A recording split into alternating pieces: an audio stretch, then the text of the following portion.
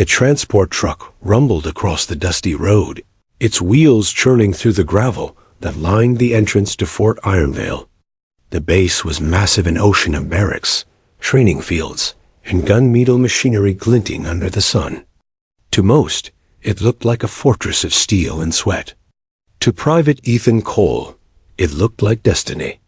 Ethan sat near the end of the truck, his hands clasped around a small duffel bag that carried everything he owned: 3 uniforms, a few letters from home, and an old photograph of his father. The other recruits joked loudly, their laughter bouncing off the metal walls, but Ethan barely noticed. He was too busy watching the distant hills, where the faint outline of the shooting range shimmered in the morning heat. He had read about Fort Ironvale for years. It wasn't just any training camp. It was where the legends were made, the best snipers, the sharpest strategists, the toughest soldiers the United States had ever produced. Men whose names were whispered with reverence in the field. Ethan wasn't sure if he could ever be one of them. But he knew one thing for certain. He was going to try. When the truck stopped, the recruits jumped out one by one. The air smelled of oil, sweat, and dust. A group of seasoned soldiers stood waiting, clipboards in hand, barking names and orders. Among them stood General Marcus Grayson, known across the Army as Steelhawk. His posture was rigid, his stare sharp enough to slice through steel. His reputation was legend: 30 years of service, countless medals, and the kind of authority that needed no announcement. As the line of recruits straightened up, the general's voice cut through the air. "Welcome to Fort Ironvale. This is not your home, it's your forge. You'll either walk out of here sharper than you came, or you won't walk out at all." His tone was calm but thunderous. "You'll learn that discipline doesn't ask for comfort. And you'll learn that legends aren't born, they're built." His eyes swept across the row, until they paused briefly on Ethan. Something about the young man's posture caught his attention. Not arrogance, not fear, just stillness. The kind of quiet resolve that was rare in rookies. But the general didn't linger. He moved on, continuing his inspection, his boots crunching in rhythm. The first week at Ironvale was brutal. Dawn to dusk drills, endless push-ups, running through mud with 50 pounds of gear.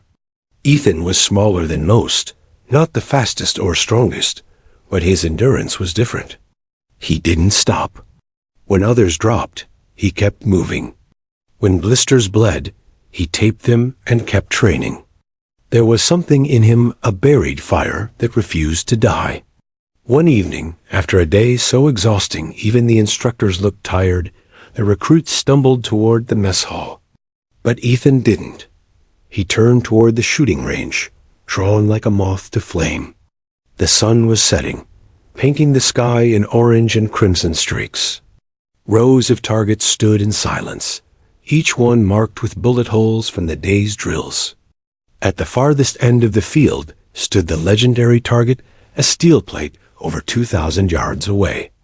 It shimmered faintly in the dying light, like a distant star. Rumor had it, no one below officer rank had ever hit it. Some said even the general himself had only done it once, years ago. Ethan walked toward the line and picked up an unused rifle from the rack. It was heavier than he expected. He adjusted his stance, the way he'd seen others do during training, and aimed down the scope. The distant target looked like a dot on the horizon. His heart pounded. He steadied his breath. "Only legends can hit that far," someone said behind him. Ethan turned.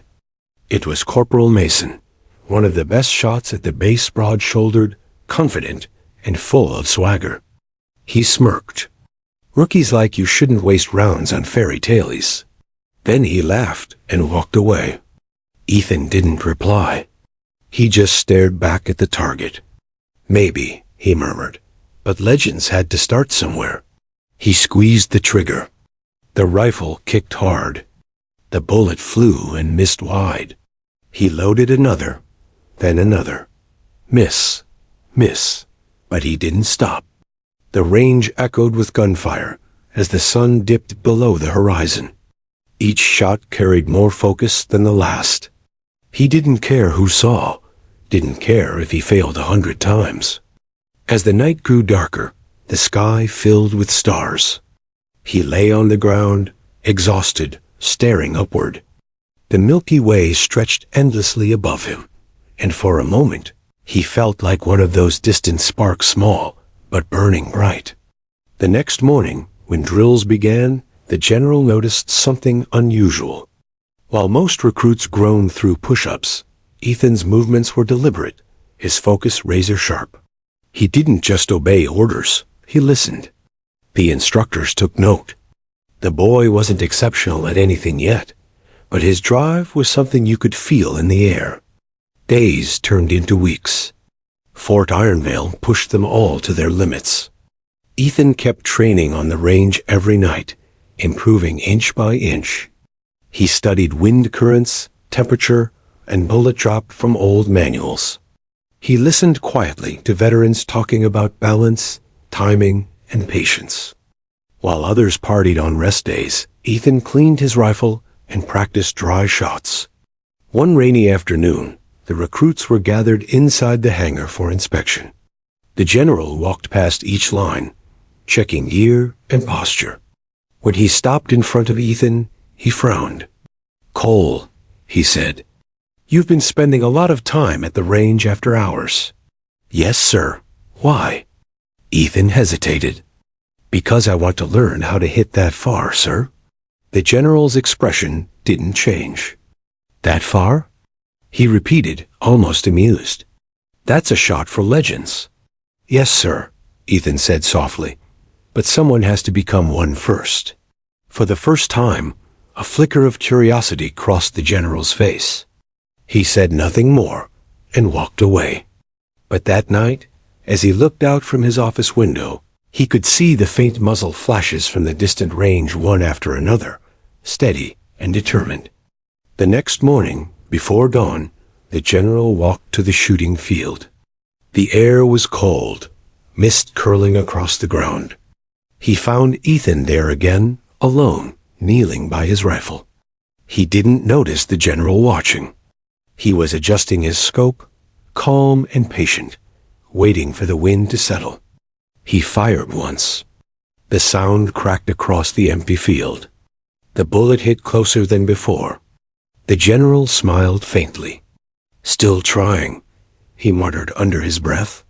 As the sun rose, the golden light washed over the rookie, standing tall against the horizon. Around him, the world seemed endless. The hills, the targets, the sky. Somewhere deep in his chest, Ethan felt something shift. This was where he belonged, not because he was special, but because he refused to quit. By the time the rest of the base woke, he had already packed his gear and was ready for drills. No one saw the small smile on his face, but it was there, quiet, steady, the kind that meant something was coming. And far across the field, that distant steel plate waited silent, shining and daring him to try again. Morning drills at Fort Ironvale began before the sun dared to rise. Mist still hugged the earth when the bugle's cry shattered the silence. Soldiers poured from barracks like waves, boots striking gravel in unison. Among them was Private Ethan Cole, his uniform damp with dew, his eyes red from another sleepless night at the range. He'd been pushing himself for weeks, squeezing in practice between drills, meals, and midnight hours. His shoulders ached, his palms were raw, and yet each missed shot only fueled him further. The 2,000-yard plate had become more than a target, it was a promise. That morning, however, the air on base buzzed with something different. Whispers rippled through the ranks as officers set up a podium in the open field. Rumor had it, General Marcus Grayson himself was about to announce a new test something special. By 0700 hours, the entire training battalion stood at attention.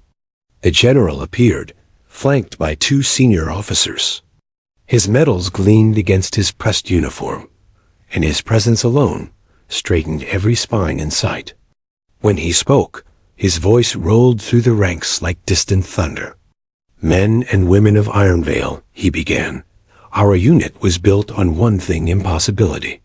We train harder, aim farther, and think faster than anyone else in the nation. You are here not just to serve, but to surpass." He paused, letting the words hang heavy in the air.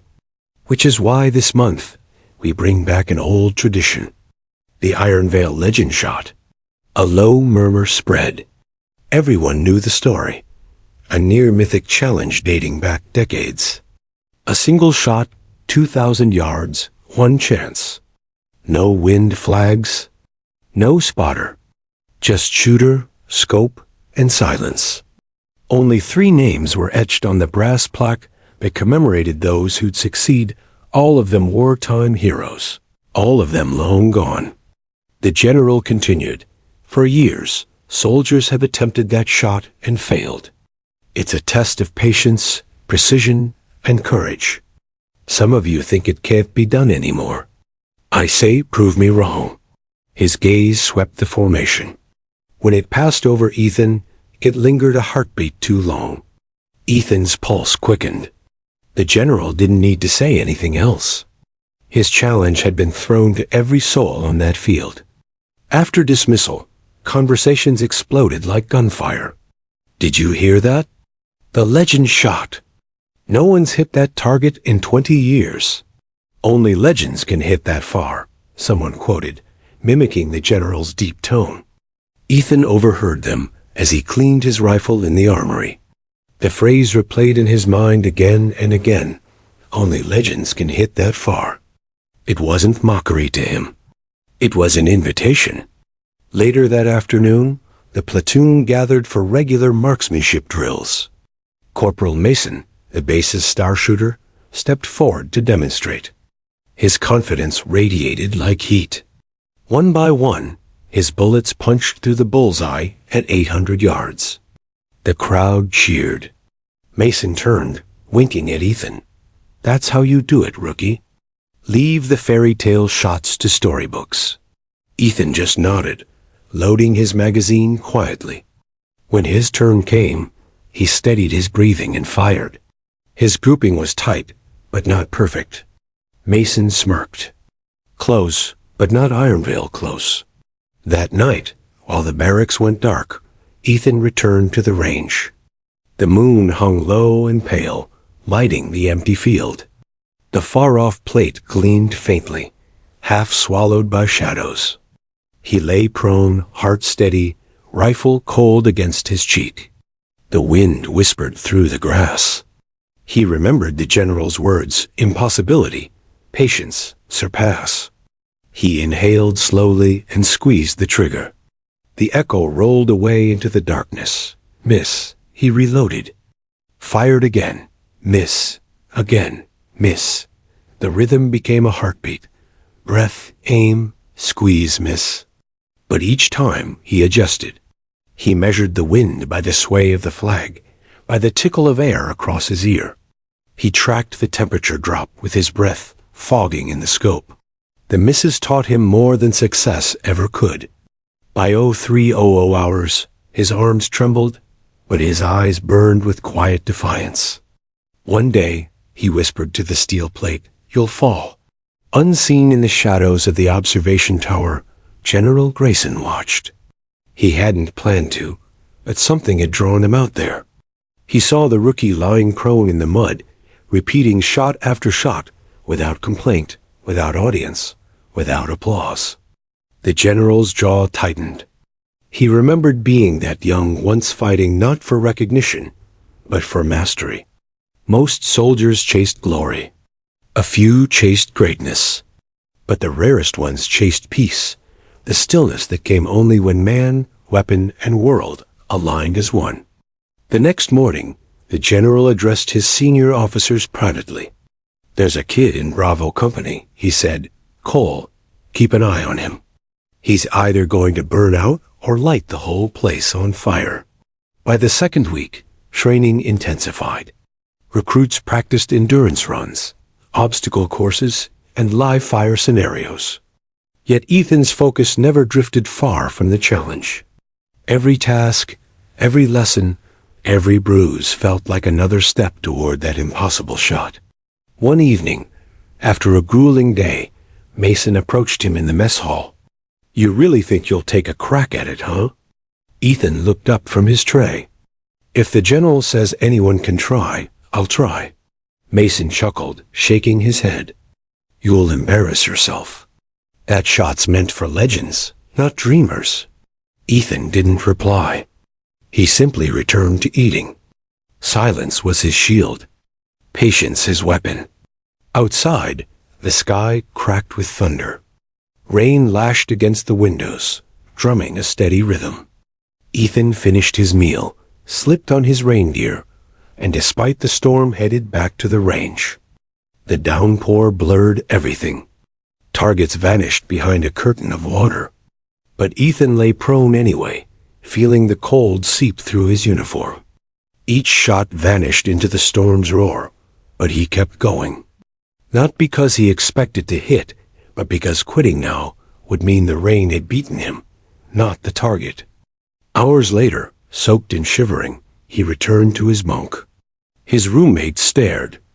"You're insane," the man muttered. Ethan just smiled faintly. Maybe. When dawn came, the rain had stopped, leaving the base washed clean and gleaming.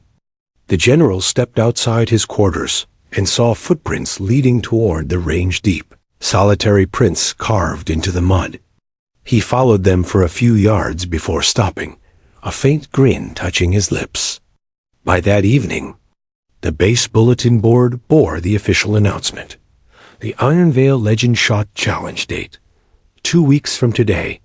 Qualification. Open to all ranks. Distance. 2,000 yards condition. One shot. One chance. The camp exploded with excitement. Bets were placed. Training schedules shifted.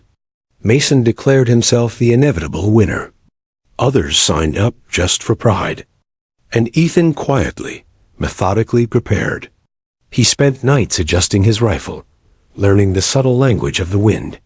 He polished the barrel until it gleamed, checked the scope alignment with obsessive care, and even practiced controlling his heartbeat by counting seconds between pulses. Each dawn, when the bugle called, he felt the same electric thrill in his chest. Not fear, not pressure, just readiness. And somewhere beyond the barracks, in an office lit by a single lamp, the general signed paperwork with his usual precision. But his mind was elsewhere on, a stubborn rookie who refused to accept limits. He leaned back, staring at the wall where 3 brass plates bore the names of those who'd succeeded before. Then, almost to himself, he murmured, "Maybe it's time a 4th name was added." Outside, the wind swept across Fort Ironvale, rattling the flagpoles.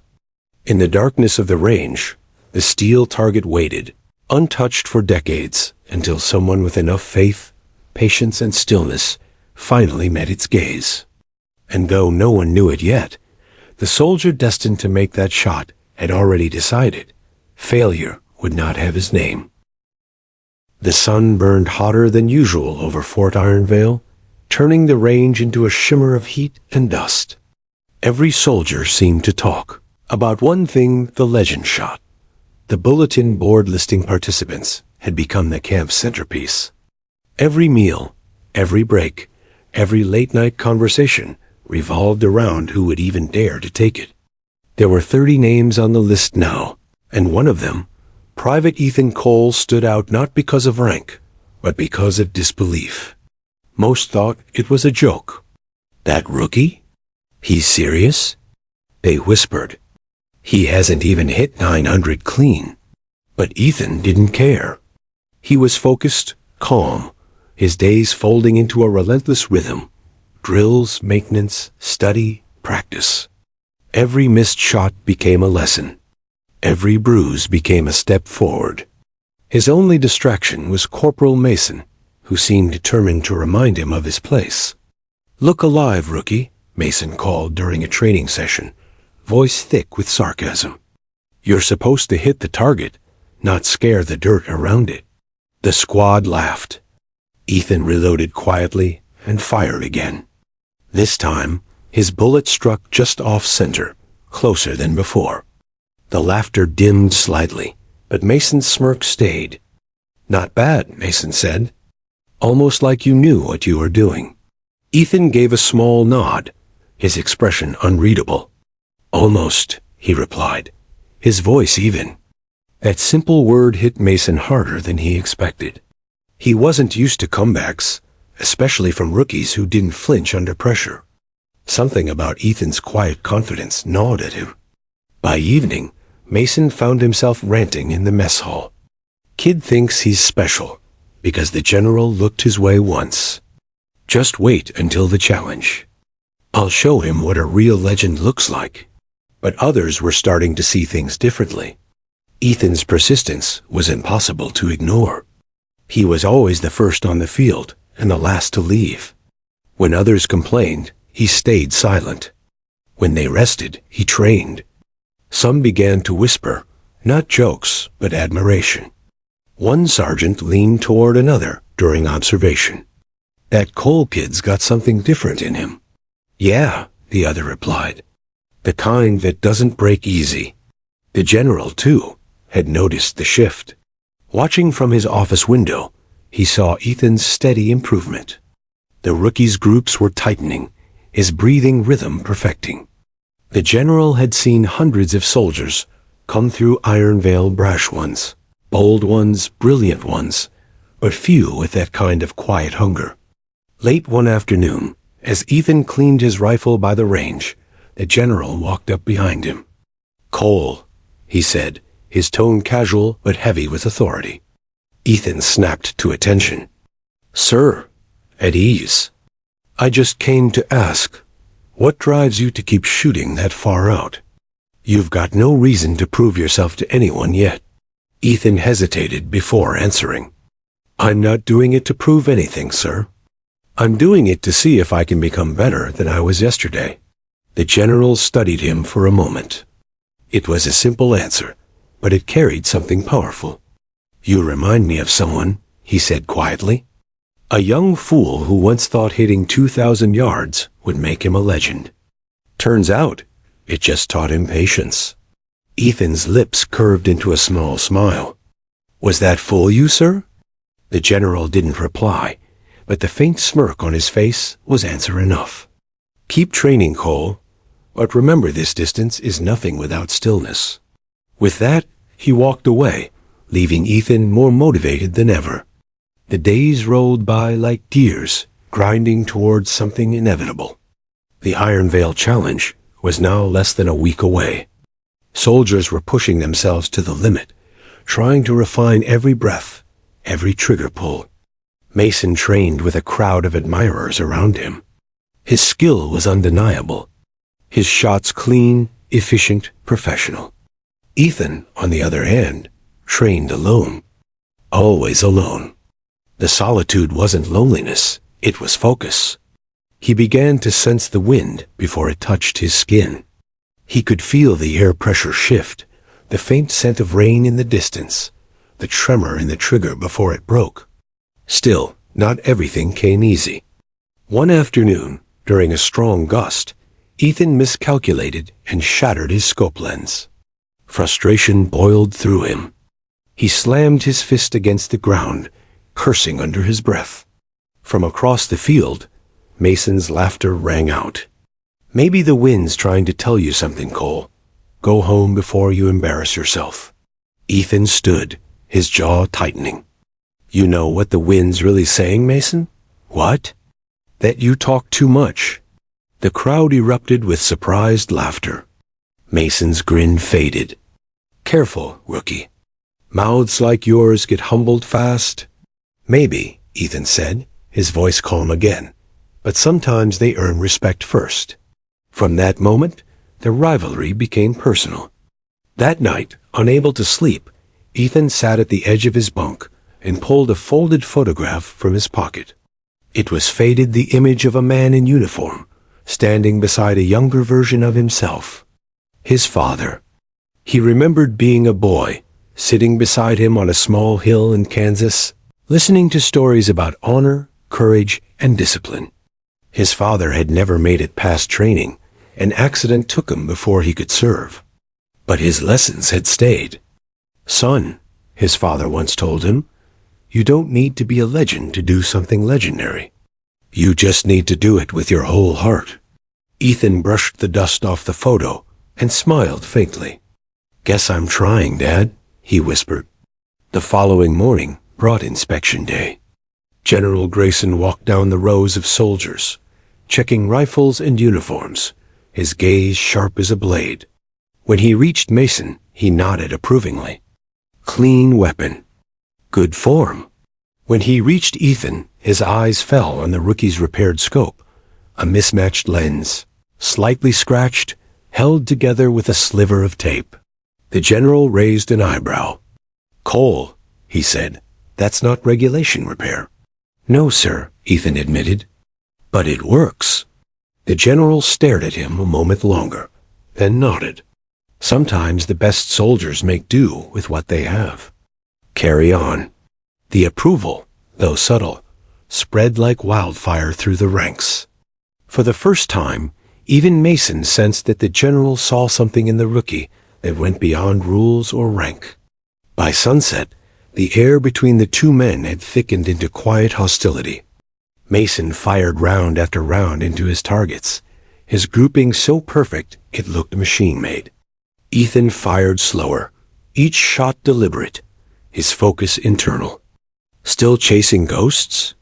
Mason called. Ethan didn't look away from his scope.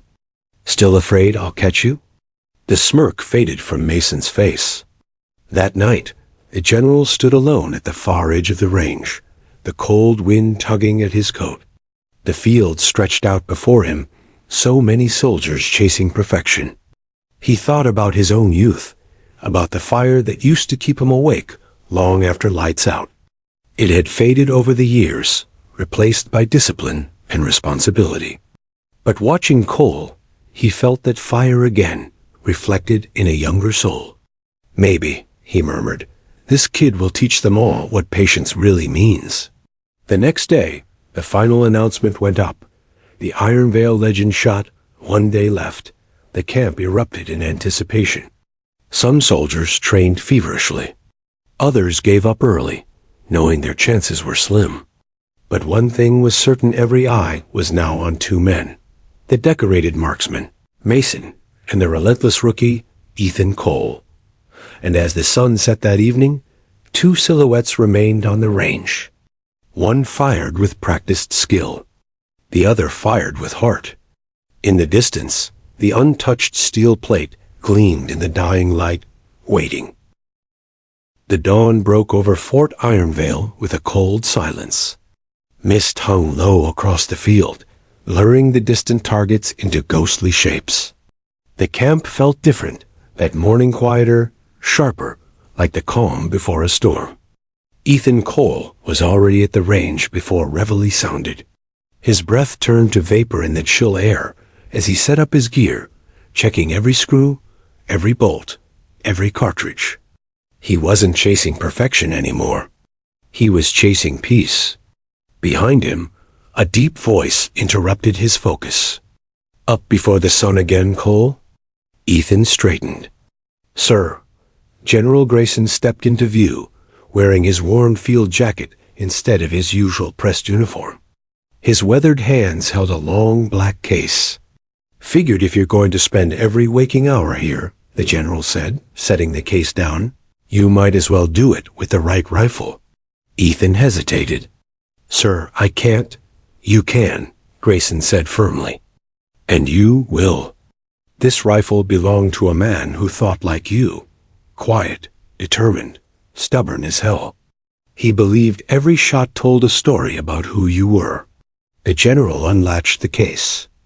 Inside lay a custom bolt-action sniper rifle, matte gray, with a name etched faintly on the barrel.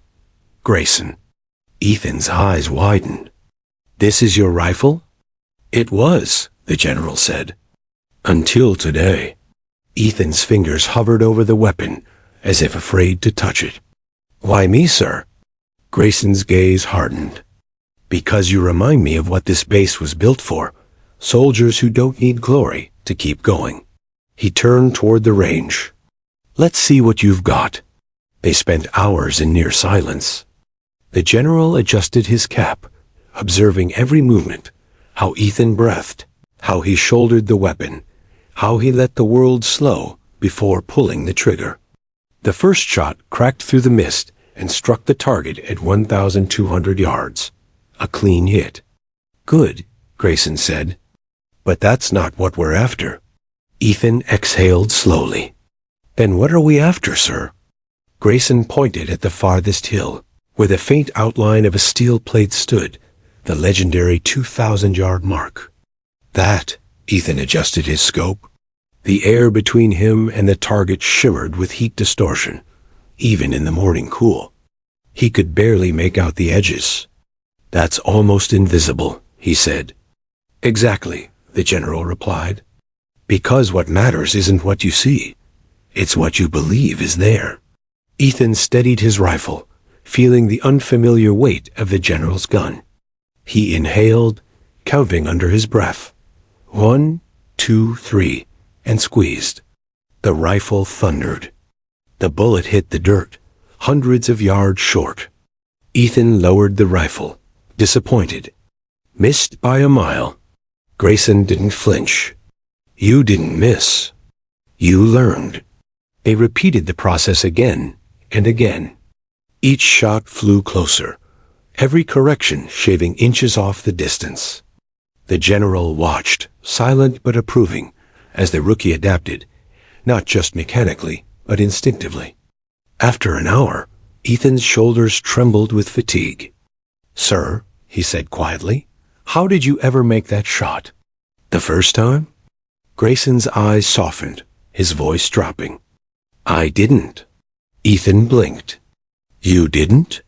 I missed it, Cole, 5 times. On the 6th, I stopped trying to hit the target. I started trying to feel it. That's when I learned that sometimes the bullet doesn't travel to where your eyes aim. It goes where your heart tells it. The words sank deep.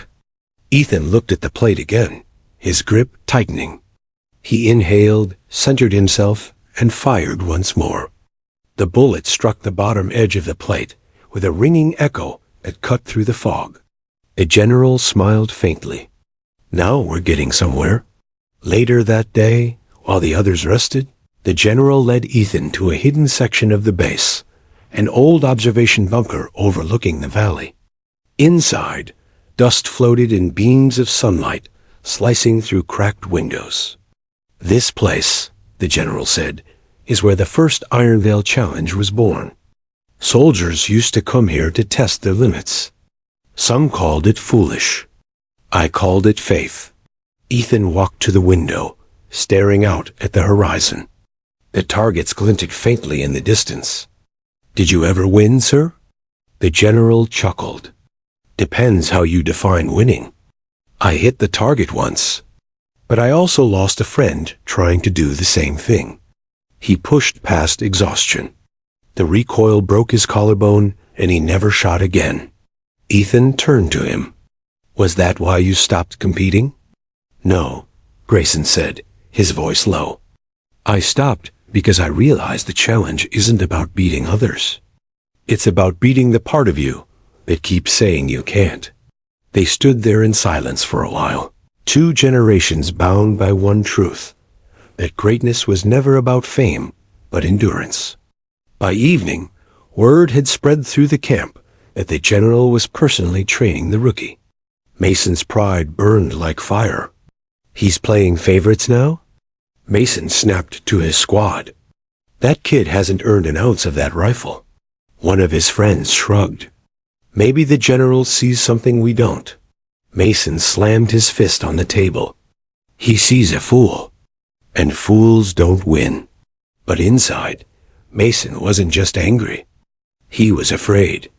For the first time, he felt the shadow of competition not from arrogance, but from belief. That night, unable to sleep, he went to the range. The moonlight silvered the sand, the wind whispering softly across the field. Mason fired until his shoulder throbbed, until the echo of each shot drowned his thoughts. Yet somehow, the sound of the rookie's name lingered louder. Meanwhile, Ethan sat outside his bunk, the general's rifle across his lap. He cleaned it carefully, each motion methodical, reverent. He thought about what Grayson said, about feeling the target, not seeing it. He closed his eyes and imagined the shot, the recoil, the arc, the silence before impact.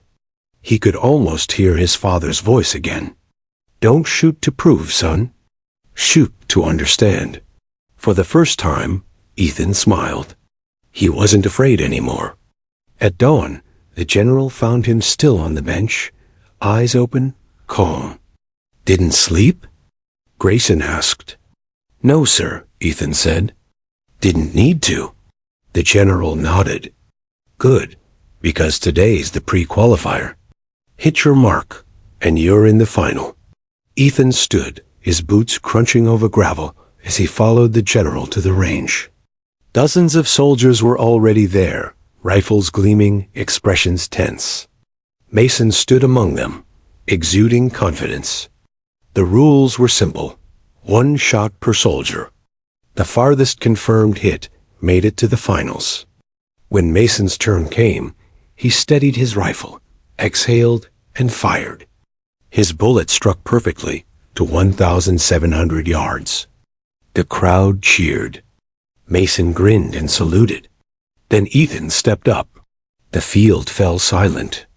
He lay prone, feeling the wind brush his cheek. His hands were steady. His heart was not racing. It was aligned, rhythmic, almost peaceful. The general's voice echoed softly from behind. "Remember what I said. Distance is nothing without stillness." Ethan smiled faintly, closed his eyes for a second, and then looked through the scope. The world narrowed to a single point, a silver glint at 2,000 yards. He squeezed the trigger. The rifle roared. The bullet flew true, cutting through the wind, the air, the silence, until a metallic clang rang out across the field. The crowd gasped. A perfect hit. The general's lips curved upward, pride and disbelief mingling in his eyes. Mason's jaw tightened, fury and fear flashing together. And as the echo faded, a single thought ran through every soldier at Iron Vale. The rookie had done the impossible. Morning rolled across Fort Ironvale with an electric stillness. Every flag hung motionless, every soldier quieter than usual. The Ironvale finals were here. Only 3 shooters remained, the best of the best, and one of them was still being called rookie by half the camp. Ethan Cole walked across the training field with the general's rifle slung over his shoulder, his boots leaving shallow prints in the sand. The air felt heavy, the kind that carried both excitement and doubt. Everywhere he passed, heads turned. Some smiled. Some whispered. A few glared. At the far end, Corporal Mason stood polishing his scope, his smile razor-sharp. "Morning, hero," he said when Ethan approached. "How's it feel to get lucky once?" Ethan didn't bite. "Luck's for people who don't practice," he said calmly. Mason chuckled, eyes glinting. "Then I guess you won't need it today. Because you're not going to hit what's coming." Before Ethan could reply, the loudspeaker crackled to life. "Attention all personnel. Final round begins in 30 minutes. Shooters report to the command tent." The general's voice carried across the base, firm and steady as always. Mason gave a mock salute. "See you at the finish line, rookie." Ethan watched him go, then turned his gaze toward the horizon, toward that impossibly distant plate glinting under the rising sun. Inside the command tent, tension buzzed like electricity. The finalists Ethan, Mason, and a veteran named Sergeant Hale stood in front of General Grayson and a board of officers. Maps of the range covered the walls, with every contour marked down to the last foot. The general paced slowly before them. "You've all proven you can hit what most men can't even see. But today isn't just about skill. He stopped and looked each of them in the eye. It's about control, precision, discipline. You'll each have 2 shots. The first at the standard range, 1,700 yards. The second, he turned and pointed toward the far hill, a target nearly lost in the morning haze. ... is the legend's line, 2,400 yards. A collective murmur filled the tent. Even Hale's composure faltered. "Sir," Mason said, "that distance no one's hit that since me," the general interrupted. "And I barely nicked it." The silence that followed was thick with awe and disbelief. Grayson folded his arms. "Gentlemen, the wind will shift. The light will deceive you. The world will try to shake your hand. You must not flinch." He turned to Ethan, his eyes narrowing slightly. "Cole, you understand what you're aiming for?" "Yes, sir," Ethan said quietly. "Not the target. The truth." The general's lips twitched, almost a smile. "Good answer. Dismissed." By the time the sun climbed high, a crowd had gathered around the observation deck. Hundreds of soldiers, instructors, and even visiting officers lined the fence. This wasn't just a competition anymore. It was history being written in real time. Ethan took his position on the firing line, his body calm but alert. The general's rifle rested steady against his shoulder. Mason set up 2 spots away, his gear immaculate, his movements mechanical. He looked like a soldier born for moments like this. Sergeant Howley went first. The wind was moderate, a slight left-to-right drift. Hale's first shot cracked through the air, landing inches from center. His second hit dead on. Applause erupted. Mason's turn came next. He crouched, his posture perfect, breathing controlled. His rifle barked twice, 2 flawless hits, one after another. The crowd cheered louder. Mason stood, saluted the general, and flashed a victorious grin toward Ethan. Then it was Ethan's turn. He dropped to the ground, heart steady, mind silent. The wind shifted faintly, unpredictable.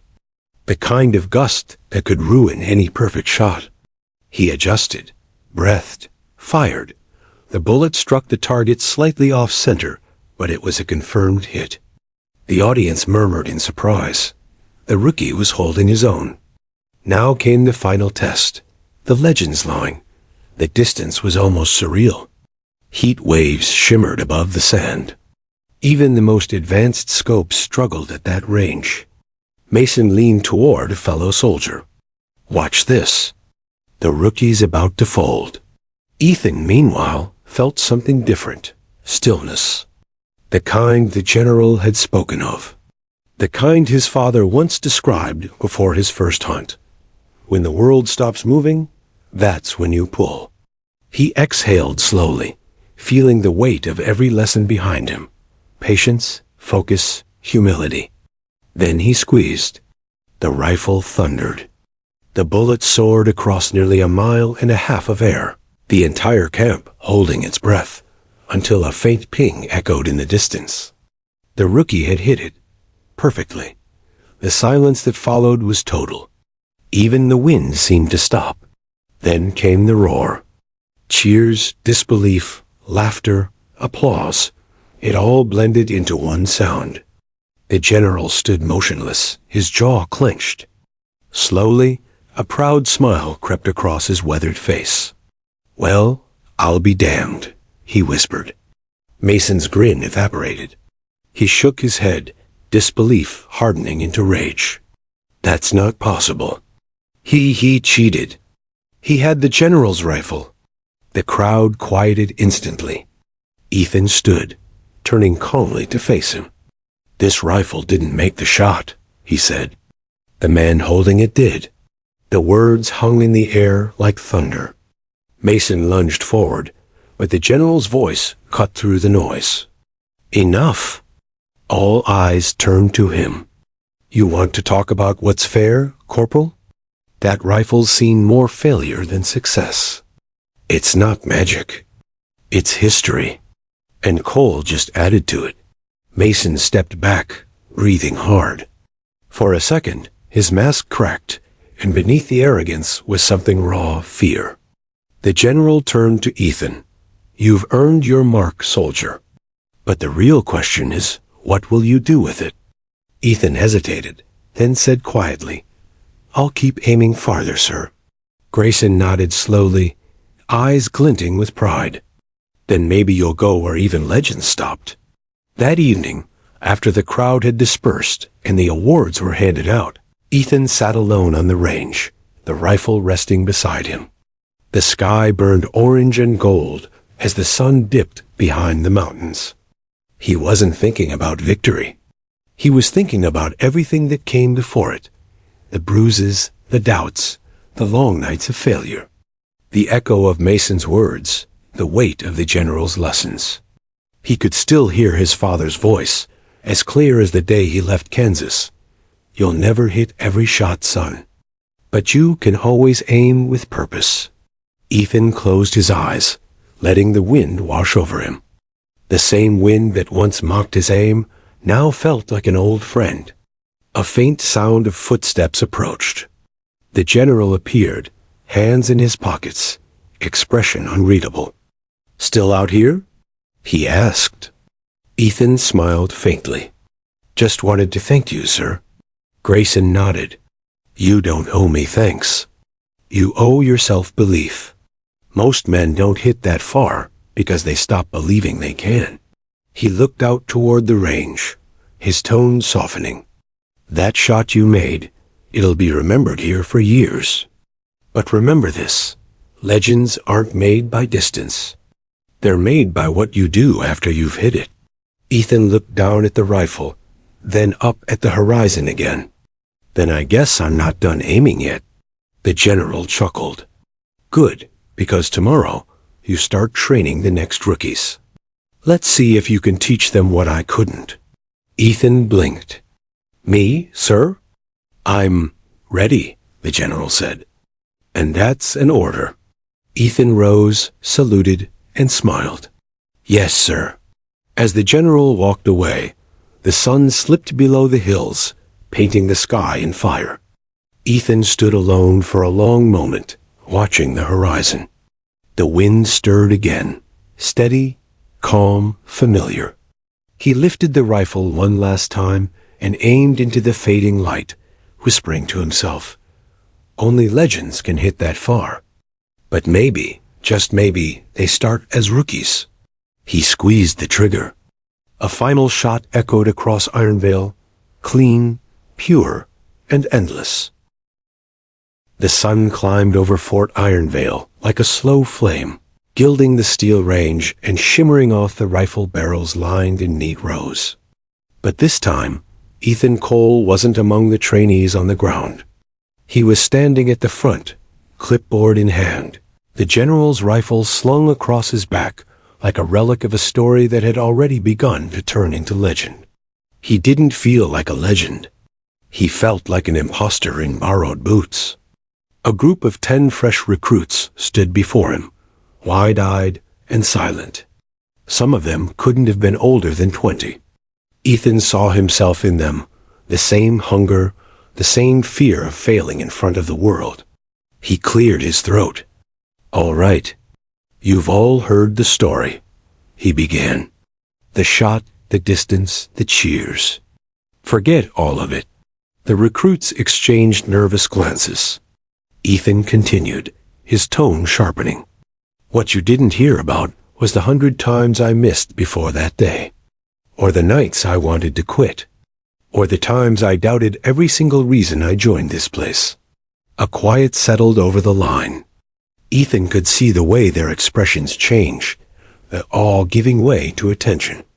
He stepped closer, his voice calm but firm. If you came here to be famous, go home. If you came here to learn what discipline feels like, then welcome to the range. From the corner of the yard, General Grayson watched with folded arms. There was pride in his gaze, but also something else, an understanding of the burden he'd placed on the young man. When the drills began, Ethan quickly realized that leading was nothing like shooting. The recruits made mistakes he didn't expect: fumbled reloads, poor breathing control, shaky stances. Every time he corrected them, his patience was tested. One of the younger soldiers, Private Diaz, kept missing his mark by several feet. By the fifth attempt, frustration clouded the boy's face. "I can't do it," Diaz muttered, lowering his rifle. Ethan crouched beside him. "You can't yet. But that's different." Diaz shook his head. "You made it look easy." Ethan smiled faintly. "Nothing worth doing is easy, Diaz. If it was, there'd be no legends." He guided Diaz's hands, adjusting his grip, his breathing. "Slow down. The target's not running away." The next shot hit dead center. Diaz blinked, disbelief turning into joy. "Sir, I did it." Ethan chuckled. "You did. Now do it again." The laughter that rippled through the group was genuine this time. And for the first time since his victory, Ethan felt something lighter than pride purpose. That evening, Ethan sat in the mess hall with the general, both nursing mugs of black coffee. The clatter of utensils and low hum of conversation filled the air. Grayson leaned back in his chair, studying the younger man. "You handled those recruits well today." Ethan shrugged. "I just told them what you told me." The general smiled faintly. "You told them better. I used to bark lessons until people tuned me out. You make them listen." Ethan looked down at his mug. "It's strange. I thought after hitting that shot, I'd finally feel like I belonged here. But now..." "But now?" Ethan sighed. "Now I feel like I've got to live up to something I can't even define." Grayson nodded slowly. "Welcome to leadership. You don't chase the shot anymore, you carry it." His eyes grew distant. "Every time someone calls me legend, I remember the times I failed. The soldiers I couldn't save. The ones I couldn't teach." He turned to Ethan. "You're going to feel that way too. The trick is not letting it crush you." Ethan met his gaze, steady and sincere. "What if it already is?" Grayson smiled softly. "Then you aim farther, again." Weeks passed. Ethan's training program became the talk of Ironvale. Under his guidance, recruits were breaking their own limits, shooting farther, focusing deeper, trusting themselves more. But not everyone admired him. Mason still lingered on base, his pride bruised but unbroken. He refused to transfer, instead taking on his own trainees. His unit drilled with ruthless precision, each session marked by perfection or punishment. Word spread that Mason had begun a rivalry of his own, his trainees versus Ethan's. The general, though aware of it, let it happen. Quiet competition, he believed, built stronger soldiers. But he kept an eye on both men, knowing pride was a double-edged rifle. One afternoon, during an open-range practice, Mason's and Ethan's units trained side by side. "Cole's teaching feelings again?"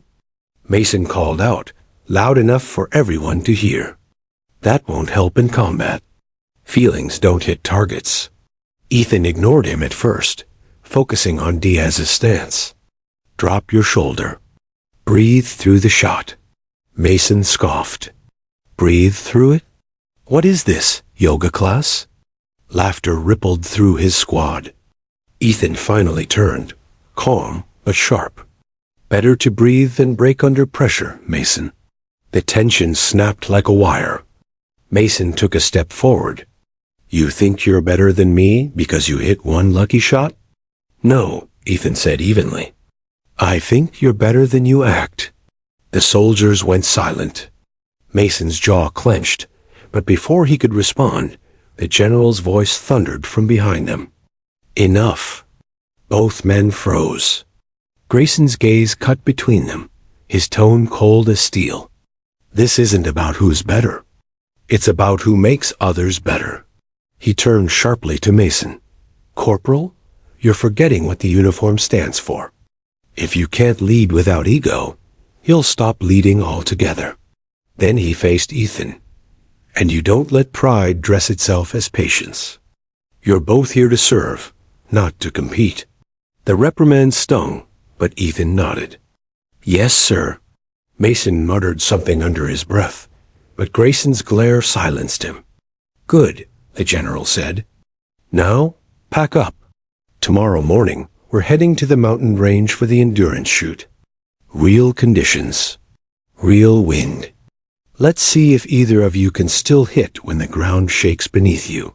The next morning, the convoy rolled into the highland's jagged cliffs, thin air, and endless sky.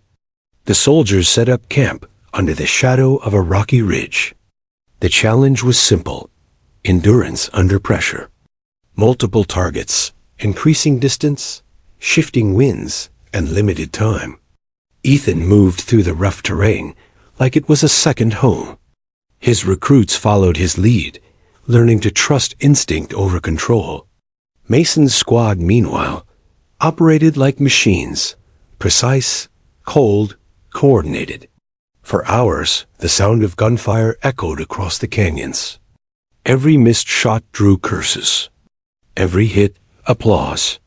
But as the day wore on, fatigue began to separate the men from the boys. By late afternoon, only 2 shooters remained standing for the final distance shot: Diaz from Ethan's team and a hardened sergeant from Mason's. The wind howled through the cliffs, unpredictable and sharp. Diaz looked pale, exhausted. His rifle shook in his hands.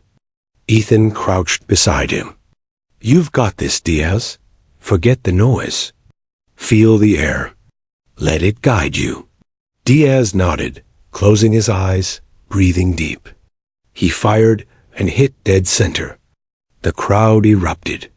Ethan grinned, pride shining in his eyes. But when he turned toward the general, he saw something more than pride expectation.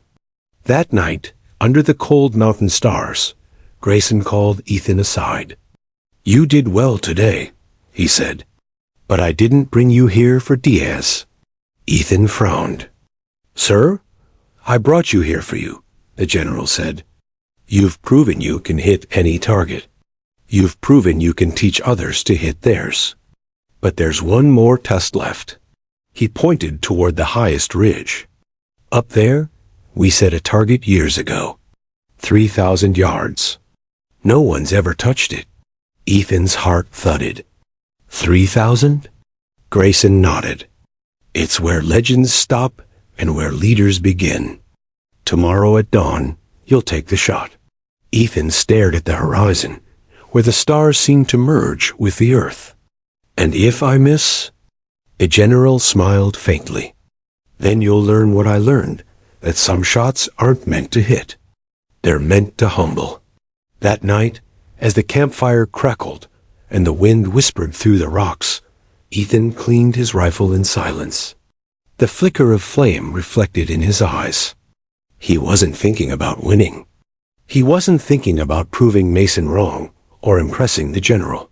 He was thinking about what Grayson said: where legends stop, leaders begin. The sound of footsteps broke his thoughts.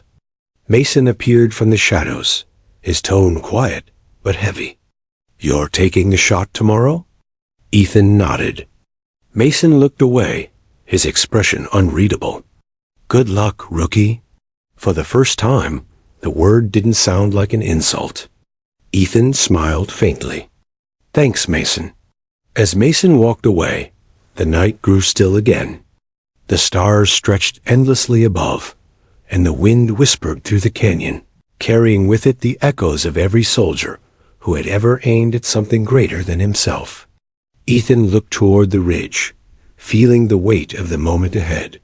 Tomorrow, he would aim not for glory, but for truth. The morning air on the mountain ridge was thin and sharp, cutting through layers of uniform and jacket. Ethan Cole adjusted the strap of the general's rifle, feeling its familiar weight against his shoulder, the cold steel grounding him as he stared out at the valley below. The target, The legendary plate, set 3,000 yards away, was barely visible, a mere glimmer against the distant rocks. Every veteran on the observation deck whispered that no man in living memory had even touched it. Diaz, kneeling beside him, glanced nervously at Ethan. "Sir, that distance? It's insane." Ethan's gaze didn't leave the horizon. "Insane doesn't mean impossible," he replied. His voice was calm, steady. The air seemed to vibrate with tension. Even the wind appeared hesitant, as if waiting for him to act. The general appeared behind him, silent as the mountain itself. "Remember what I told you, Cole. Distance is nothing without stillness. Focus on the feel, not the sight." Ethan exhaled slowly, letting the words settle into his bones. He had trained for this moment for months. Every shot, every failure, every lesson now converging into one point of action. He lay prone, adjusting the bipod, feeling the wind curl around him, sensing every subtle shift in temperature, air pressure, even the faint whisper of currents bouncing off distant cliffs. His heart beat steadily, each pulse a drum in perfect rhythm with his breathing. Mason watched from a few paces away, jaw tight, his arms folded. Pride battled with disbelief. "You can't possibly," he started, but Ethan's focus rendered words meaningless. Ethan looked through the scope, narrowing the world to a pinpoint of silver light. For a moment, the distance seemed infinite. 3,000 yards of air, gravity, wind, every factor a potential failure. He exhaled again, centering himself. He remembered the general's words, his father's lessons, every failure that had brought him here. He felt the recoil before it happened, anticipated the subtle jump of the rifle, the pressure on the trigger. Then, with all the patience and focus he had cultivated, he squeezed. The rifle roared, a thunderclap echoing off the mountains. The bullet tore across the valley, invisible but purposeful. Time seemed to stretch, the world held in suspense, as if the universe itself waited to see whether the rookie could do what no one else had. The glimmer on the distant target shifted slightly, then rang out. The bullet struck perfectly, dead center. For a heartbeat, the world was silent. Then a ripple of disbelief spread through the observation deck. Diaz fell to his knees, shouting in elation. The general's jaw dropped, then curved into the faintest, proud smile. Mason's hands clenched, his face a mixture of shock and begrudging respect. Ethan exhaled, slowly lowering the rifle. His body shook, not from fear, but from the intensity of the moment, months of preparation distilled into a single act. He had done the impossible. The general stepped forward, placing a hand on Ethan's shoulder. "Cole, you've just become part of history." Ethan shook his head, still catching his breath. "No, sir. I've just proven the distance isn't what matters. It's believing you can reach it." Mason finally approached, his pride wounded, but his respect undeniable. "That was insane," he muttered. He shook his head, words failing him. Ethan offered a small, respectful nod. "You'll get your chance, Mason. Keep training." The general gestured to the valley below. "Look at them, Cole. All those recruits, all those soldiers. They see you now, not just as a marksman, but as a leader. What you did today teaches more than skill. It teaches belief, discipline, and courage." Ethan scanned the horizon again, the bullet's path still etched in his mind. "I just did what I had to do," he said softly. "Everything else is theirs now." That evening, the camp gathered around the range, the sun low and golden. Stories of Ethan's shots spread among soldiers, whispered like a legend already born. But Ethan didn't bask in glory. He sat quietly, cleaning the rifle, reflecting on what it had cost him. Every failure, every bruise, every sleepless night. Diaz came to sit beside him. "Sir, you're amazing." Ethan shook his head. I'm not amazing. I'm prepared. That's the difference. And now it's your turn to prepare, to push yourself further. The general watched silently, a proud shadow behind the campfire glow. Cole, you've done more than hit the impossible. You've shown everyone that limits exist only where belief ends. As night fell over Ironvale, the wind carried the faint echo of the shot across the mountains. A reminder that sometimes legends are not born, they are made, forged by courage, perseverance, and the will to aim farther than anyone thought possible. Ethan looked up at the stars, the ridge where he had taken the shot glowing faintly in his mind. He knew that the journey didn't end with hitting the target. There were new recruits to train, new challenges to face, and a new standard to uphold.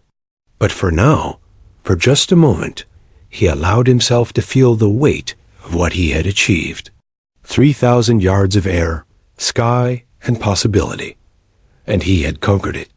The general approached one last time, placing a steady hand on his shoulder. Rest easy tonight, Cole. Tomorrow, we teach. Today, we remember. Ethan nodded. The wind whispered through the valley again, carrying with it the lesson that had guided him every step of the way. Distance is nothing without stillness. Courage is nothing without belief, and legends are made by those who refuse to stop aiming. And as the stars blinked above the ridge, Ethan Cole, the rookie who had stunned the general, allowed himself a quiet, content smile. He was no longer just a marksman. He was proof that the impossible was only the beginning. The dawn crept silently over the mountains, painting the peaks in soft amber light. Frost clung to the rocks, and every breath left a cloud in the freezing air. Ethan Cole stood on the ridge, the world stretching endlessly before him. Canyons deep enough to swallow echoes, wind fierce enough to test faith. Behind him, the camp was still half asleep. Only the general, Mason, and Diaz were awake, watching from a distance. The air buzzed with something beyond anticipation, reverence. The rifle lay before Ethan, steady and silent, gleaming with the scars of 100 storms. It wasn't just a weapon anymore. It was an extension of his story, of every mistake, every triumph, every breath of doubt turned into strength. He adjusted the scope, his fingers steady despite the biting cold. Through the lens, the world narrowed. Rock, distance, target. A faint shimmer 3,000 yards away. It looked impossibly small, as if laughing at the idea of being struck. The general approached slowly, boots crunching over frost. 3,000 yards, he said softly. No wind chart, no spotter. Just you and the mountain. Ethan looked up, the morning light catching in his eyes. You sure it's possible? Grayson smiled faintly. No, that's why it's worth trying. They stood in silence for a long moment, the only sound the wind sweeping across the ridge. Finally, the general placed a hand on Ethan's shoulder. No matter how this goes, you've already done more than I ever expected. This shot, he paused, it isn't about distance. It's about who you are when no one's sure you can do it. Ethan nodded slowly. Then I guess I'll find out who that is. The general stepped back, giving him space. Mason stood a few paces away, arms crossed, jaw tight, not with anger this time, but something closer to respect. Diaz whispered under his breath, You've got this, sir. Ethan lay prone on the cold ground, his body aligning with the earth itself. He could feel every tremor of the wind, every subtle shift in air pressure. His heartbeat slowed, steady, measured. He inhaled deeply. The world grew quiet. For a moment, everything disappeared. The mountain, the wind, even the sound of his own breath. There was only the target, impossibly far, yet perfectly clear in his mind. He exhaled and squeezed the trigger. The rifle thundered. A shockwave rolled down the valley. The bullet spun through the air, slicing across invisible currents, battling gravity, time, and doubt. Ethan's eyes stayed fixed on the scope, his breath frozen in his throat. Seconds stretched into eternity. Then, a spark. A faint flick of light on the distant target. The impact rang out like a bell through the canyon. Dead center. For a heartbeat, no one moved. Then Diaz shouted, his voice cracking. He hit it! He hit it! The recruits erupted in cheers from below, their echoes bouncing through the cliffs. Mason's eyes widened, disbelief melting into awe. And the general? The general just stood there, stunned, his mouth parting in a silent laugh. Well, he whispered almost to himself, I'll be damned. Ethan slowly sat up, blinking as if waking from a dream. He turned to the general, the faintest grin tugging at the corner of his lips. Guess legends can go farther after all. The general stared at him for a long moment, then broke into a smile. Not the small, disciplined kind, but one that carried warmth, pride, and a trace of disbelief. He extended his hand. You just rewrote the story, son. Ethan stood, gripping his mentor's hand firmly. No, sir. You wrote it. I just turned the page. That night, the campfire burned brighter than ever before. The recruits sat around it, retelling the moment again and again, like children reliving a miracle. Each version grew more dramatic, the wind stronger, the target smaller, the silence longer. Mason sat nearby, quiet but content, occasionally smirking at their exaggerations. Diaz kept pacing, still too wired from excitement to sit still. Ethan sat a little apart from the group, looking up at the stars. The general joined him, sitting down beside him with a soft grunt. You know, Grayson began, that shot's going to live longer than both of us. Ethan chuckled. You think they'll believe it? Grayson smirked. Doesn't matter. Legends aren't about belief. They're about hope. They watched the fire crackle, silence stretching between them, comfortable, heavy with meaning. After a while, Ethan spoke. I thought hitting that shot would make me feel complete. But all I can think about now is what comes next. Grayson nodded. That's how you know you've grown. The best soldiers never look at what they've done, only at what they can still do. He turned to look at the younger man. You've got a gift, Ethan, not just for shooting, but for leading. My time's running out here, and this base will need someone who can carry more than orders. Someone who can carry people. Ethan looked at him, surprised. You're saying... I'm saying, Grayson interrupted gently. Fort Ironvale might have a new commanding instructor soon. Ethan froze. The thought was both humbling and terrifying.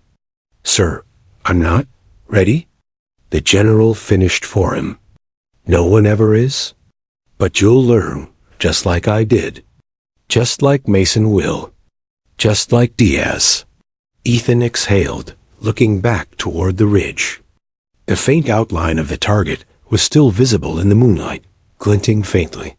He whispered, almost to himself, I don't think I hit the target because of skill, sir. Grayson raised an eyebrow. No? Ethan shook his head. I think I hit it because I finally stopped trying to be you. The general smiled, proud, quiet, and a little sad. Then you've just become everything I hoped you'd be. Weeks later, news of the 3,000 shot spread far beyond Ironvale. Military journals called it impossible. The press called it mythic. And recruits who hadn't even met Ethan began quoting his words during training. But Ethan didn't bask in the attention.